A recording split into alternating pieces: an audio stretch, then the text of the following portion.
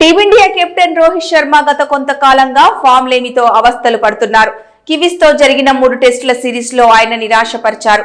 ప్రస్తుతం ఆస్ట్రేలియాలో జరుగుతున్న బోర్డర్ గవాస్కర్ ట్రోఫీ సిరీస్ లోనూ ఆయన ఆట తీరు అంతగా ఆకట్టుకోవడం లేదు.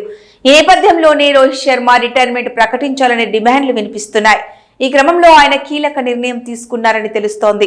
సిడ్నీ వేదికగా ఆసీస్ తో జరిగే 5వ టెస్టు ముగిసిన తర్వాత టెస్ట్ కెరీర్ కు గుడ్ బై చెప్పాలని రోహిత్ శర్మ నిర్ణయించుకున్నారని తెలుస్తోంది.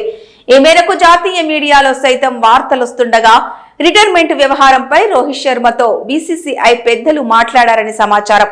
అయితే రోహిత్ మాత్రం తన మనస్సు మార్చుకునే అవకాశం లేదని తెలుస్తోంది.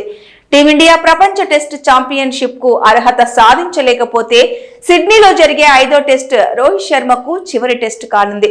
ఒకవేళ భారత్ WTC ఫైనల్ కు చేరితే మాత్రం ఆ మ్యాచ్ వరకు ఆయన నిర్ణయాన్ని మార్చుకునే విధంగా సెలెక్టర్లను ఒప్పించేందుకు ప్రయత్నించే అవకాశం ఉంది.